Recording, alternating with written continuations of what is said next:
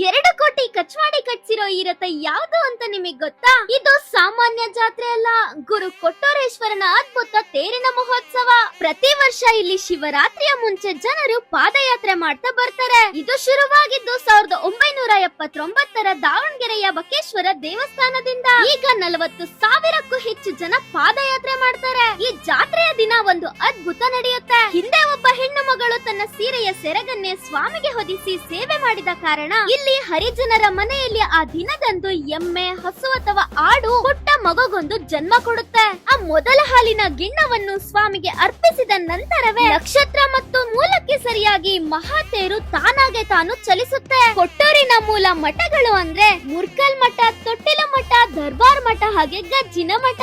ಇದು ಕೇವಲ ಉತ್ಸವವಲ್ಲ, ಭಕ್ತಿ, ನಂಬಿಕೆ, ದೈವದ ಜೀವಂತ ಅನುಭವ. ನಿಮ್ಗೂ ಈ ವಿಷಯ ಗೊತ್ತಿತ್ತಾ? ಹಾಗಾದ್ರೆ ಕಮೆಂಟ್ ಮಾಡಿ, ಹಾಗೆ ಫಾಲೋ ಮಾಡೋದನ್ನ ಮರಿಬೇಡಿ.